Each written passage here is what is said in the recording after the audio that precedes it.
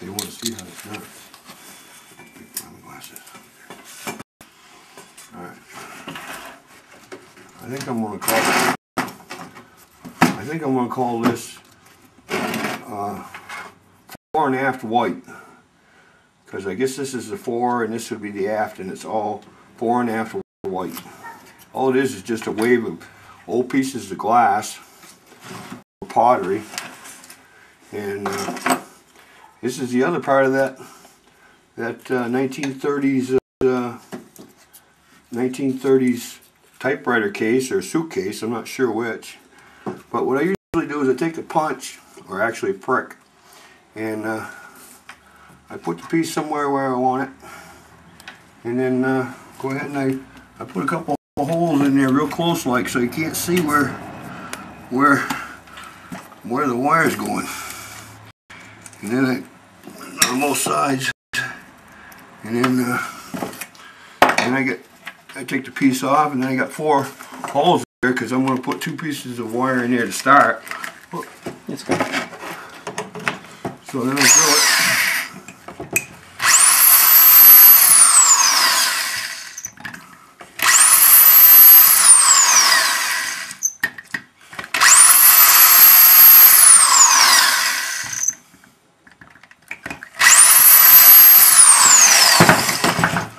And put the piece back on there, and then get some wire here. This is just regular wire.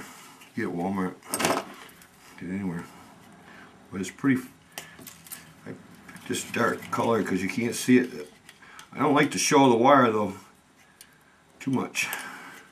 What kind of wire is that? This is just hobby wire, I guess. So it won't, for tying flowers. It won't rot, and no, it's steel, and it's coated. It's coated steel, painted green.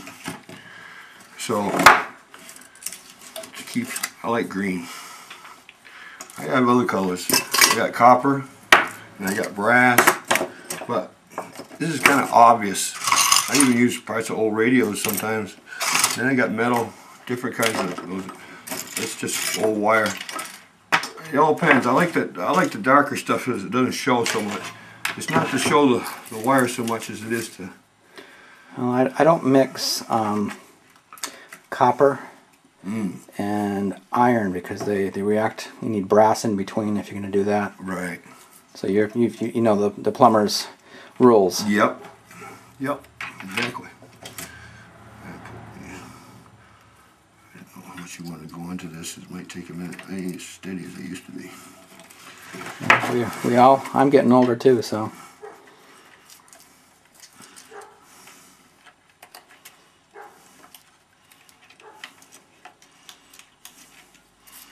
So I'm just kind of using like twist ties. Two on the back. I put 2 of them out of the way so I can tighten them up now. I got these special kind of pliers I like. You got kind of like a bottleneck on them. So you can grab the wire easy. Can't see as much as I want to paint this white so I can see better next time. Again, so I can't see as good. A commissioner of art. I mean, somebody might have a particular color they like. They might want a canvas or a burlap or. I can do all that. Anything you can drill through. It's hard to work like on that Chevy door there, that metal. It's hard to drill through. I went through a bunch of bits trying to get that done, but now this is guaranteed never to come off. If it ever does, they bring it back and I'll fix it, but it won't. It's good to go. My first job on the farm was working with straightening out nails so we can use them again. I did that when I was 5 years old. And I cut it and trim it down. And you should keep in mind that every one of these pieces that I do has got sharp edges on the back. And it's made to hang on the wall, and that's it. That's the finished product. What would this piece be called? This is called white fore and aft. White fore and aft. Yep. After 1870, maybe 1875, and it's got the original brass hinges. Kind of intricate. Just a play of buttons. Trying to make something organic out of something that's not. It's called Smiling Shovel. Smiling Shovel is this shovel here was 18th century. You see the rose nails in it, and you can see how it was put together and chamfered by it, just about carved out and rendered out of wood. See the wear on the bottom from its use for many years, Yeah. and it dried out and split and was rendered useless as far as a shovel. So when I got it, the base was not attached to the handle, so I just wired it back together. There's lots of rocks in New England, so is that would that a coal shovel or what? No, this was a snow shovel. Snow shovel. Yeah, it wasn't made to handle a lot of weight. It was made to be lightweight to move a lot of snow. So that's when you had the teenagers who kept them busy by making them shovel with a small shovel, and they were out there for a long time. That's right. It's an old one. That's 18th century. It's all handmade. Oh, it's one piece of wood. They cut it, split it down the middle, and put a handle in there. Ash handle and pine blade. I'm taking my glasses off.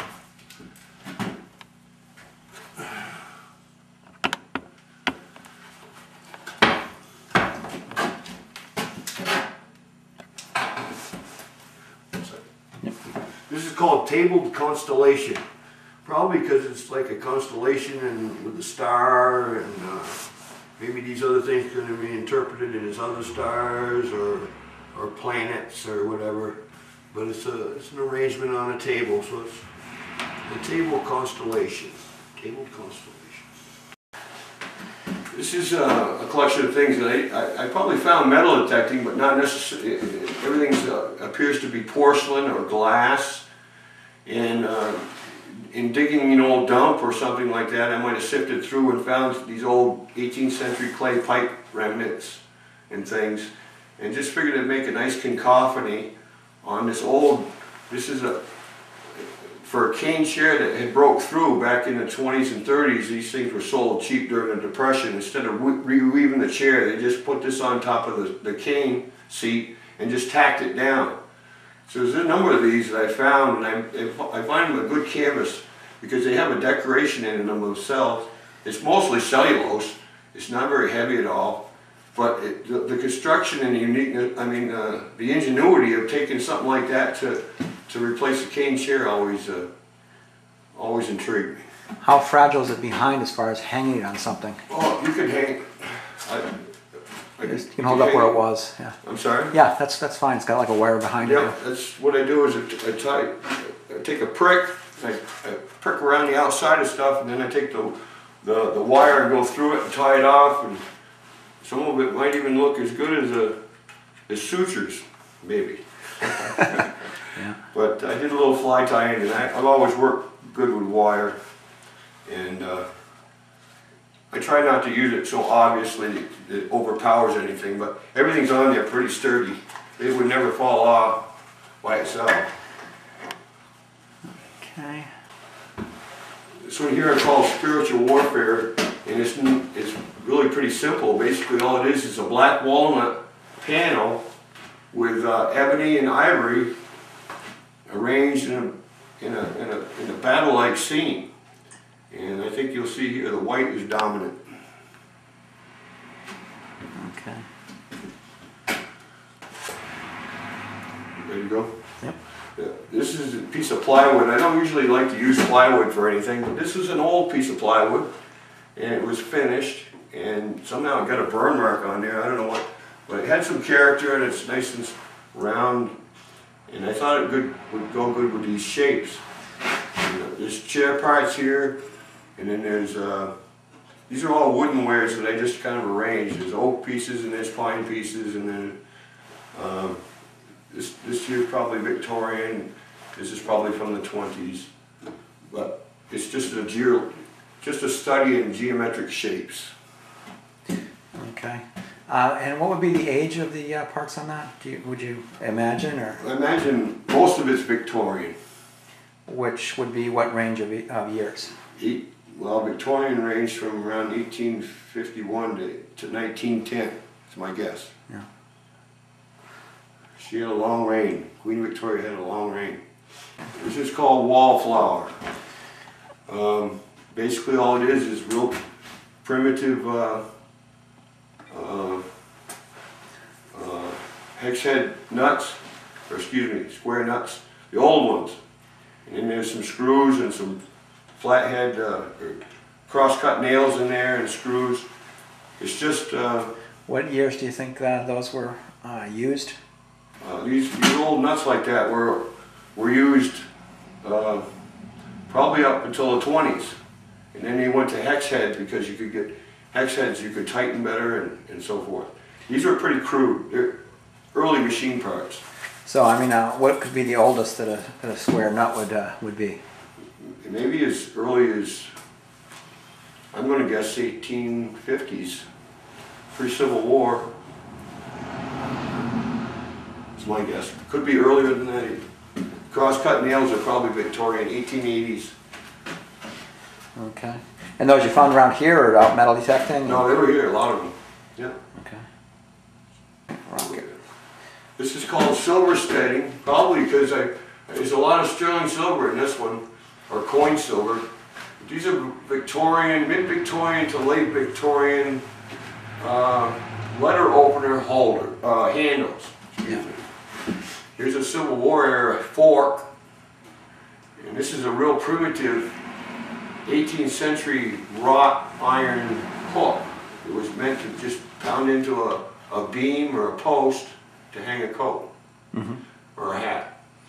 This here is probably it's just a calipers. They're not that old, but this looks like it could be Art Nouveau in style. This thing here, whatever it is, an old dog tag, and it's just it's called silver setting, mainly because of the silver pieces that are set.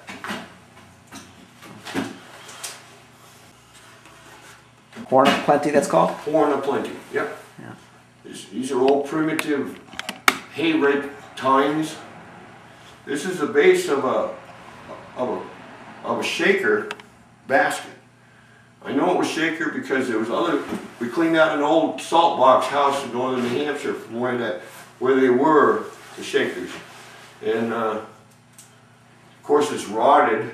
The top of the basket is gone. But this is the base of the basket, and you can see the shaker weavings and how they did things. And that's the art in itself right there. There's a knob and tube electric, it looks like. Yeah, this is we're playing from 18th century to 20th century, or 20th century, probably 1910 or so. This old switch still works. And what's that piece above the that we were just touching? You know, I'm not sure, but I think it has something to do with putting corks in bottles, but I'm not sure. And that thing that looks like a shoe that's over to the... This here? Yep. That was a treadle, a foot treadle to something, probably a sewing machine, old foot-powered sewing machine. These are brass spigots that went into probably a wine keg, is my guess. And what vintage would those be? Oh, by the shape, I'm going to say late Victorian, 1880s or so, 1890s. And of course, this is the same vintage as this. And I'm trying to get a play with the porcelains against the organics. And I like the organics. This whole board here is originally a cutting board, or a bread board that fit into an old Hoosier cabinet. The lady in the house would bake pies on there, bread. At 3 o'clock, there's a little chip. What is that again? 3 o'clock. I'm not sure the style of that. It's a pottery. It's an earthenware, and it's hand decorated. Slip work on there, but Magelica maybe. I don't know. Okay. I don't know. Okay. This is called radio waves, because this originally was back to an early 1920s speaker. It went to an old radio, and this radio and the speaker were two separate things. And of course the speaker part's gone, but original fabric's still here.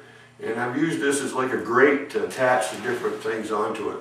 I tried to get a play between, you know, the 1920s against Victorian things like this key, and and wing nuts and things like that. It's probably just a arrangement of things that might not be related. Yep. I call that one there Windows 98 because that was the year I made it, I think. And the Windows is kind of a parody for the Windows 98 computer. There's a. It's a collection of porcelains on the wood frame windows with wires running in no particular order, and maybe the wires were there to kind of tie things together. The knob and tube and the various artifacts that are on there. Right. What years would you think that some of those are? I'm going to say from 1900 to no later than 1920, because a lot of that stuff was obsolete shortly after becoming Romex. I think it was 1930. I'm guessing, but definitely before the war, the Second World War. That was all obsolete stuff. Knob and tubing was gone. Okay.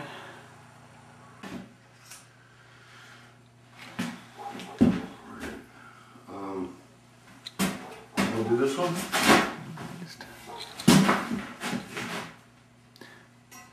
I'll put it in the tripod in a second.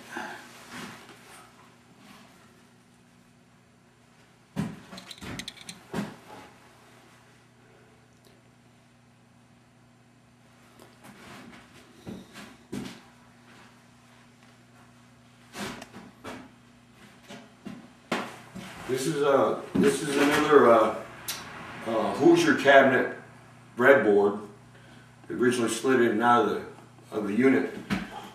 I've used a number of these because they make a good, what I consider a canvas or something to work on. This is arrangement, nothing more of spools. These are all wooden yarn spools or thread spools from a factory or not. It could have been for. They appear very primitive. Some of them appear very primitive. And then the stones that were used to sharpen scythe blades. Every farmer had a scythe, and to harvest the hay. They always had one of these in their back pocket to keep the scythe blade sharp, because it would all be suddenly going to cut hay with a dull blade.